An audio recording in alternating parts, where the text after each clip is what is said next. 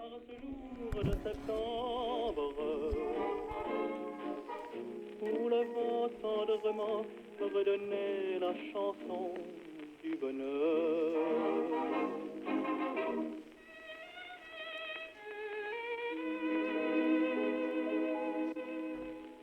La chanson du bonheur.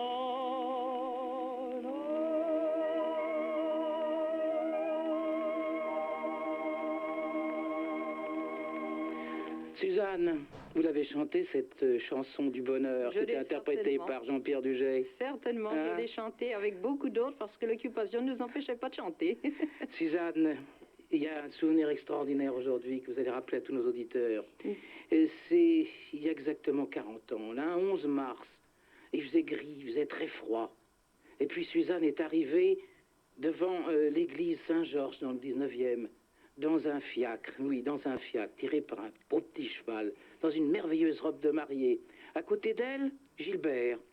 Et Gilbert en costume noir, avec un chapeau à bord roulé et puis des gants beurre frais. Et tout ça parce qu'il y a 40 ans, vous étiez les mariés du mois de mars et aujourd'hui les mariés de Radio Bleu.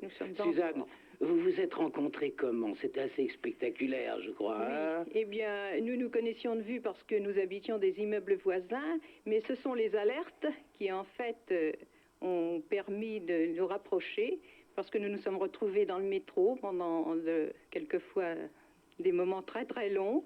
Et ma foi, pour nous, ils ne nous ont pas semblé très longs. Alors, grâce aux alertes, vous avez connu Gilbert. C'est votre avis, Gilbert? Et bien entendu, effectivement. Et on peut même dire qu'il y avait des alertes qui n'étaient pas dangereuses, dont parfois on ne descendait pas. Mais à partir du moment où je l'ai rencontré, j'incitais à ce que nous descendions pour pouvoir se rencontrer. Alors, vive les sirènes, hein? Oh non, non, certainement pas. Pas pour tout le monde. Bon, mais alors là, il y avait quelque chose je crois assez spécial. Oui, oui. C'est qu'en fait, Gilbert, c'était un homme qui se cachait, vous allez me raconter ça. Et puis, je crois, votre père, Mon père aussi. Suzanne, il se cachait aussi. Racontez-nous oui. ça un peu, là. Mais mon père avait été réquisitionné pour le STO et il n'était pas question pour lui d'aller travailler en Allemagne.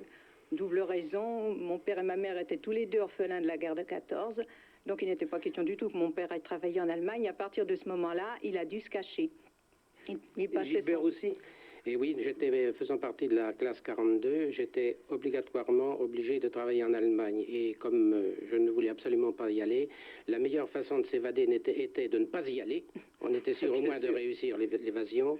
J'ai donc procédé par des papiers plus ou moins truqués. En particulier, j'avais 2 cartes d'identité dont les dates de naissance n'étaient pas respectées.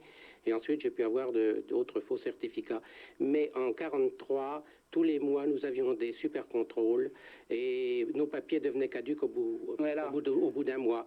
Et si bien qu'à chaque fois, il fallait recommencer à refaire des enquêtes, savoir quels étaient les bons cachets. Et alors justement, là, vous avez donc votre beau-père qui est un homme traqué, vous aussi, et tout de même, ce jour-là, marié en blanc et un marié vraiment qui se montre. Alors, mais comment ça s'est passé alors, ce mariage? Vous êtes arrivé à l'église? Oui, d'abord, nous avons posté un guet à la porte cochère fermée de notre immeuble. Oui, un garçon d'honneur, ou enfin, les gens qui étaient au courant de la situation. Et comme il n'était pas question que nous défilions en cortège comme ça se faisait à l'époque, et pour que l'on voie mon père et mon mari le moins possible, mes parents et les parents de mon mari avaient loué des voitures, donc je ne me souviens pas le nom, c'est un fiacre, c'est un landau. C'est un landau. Mais enfin, déjà, je le décris à nos auditeurs parce qu'ils vont certainement se rappeler de ce qui se passait dans Paris, même dans les grandes villes.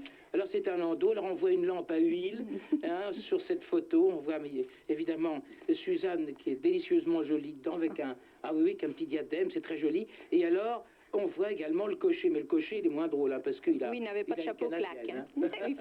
il faisait très froid. Et alors, incident assez comique maintenant que nous le voyons de loin, c'est que la voiture de mon mari était partie donc devant. Et le cheval de ma voiture à moi ne voulait absolument pas se diriger vers l'église, mais tenait à rentrer à l'écurie. Et il a fallu lui tendre, je me souviens plus si c'est un bout de sucre ou une carotte.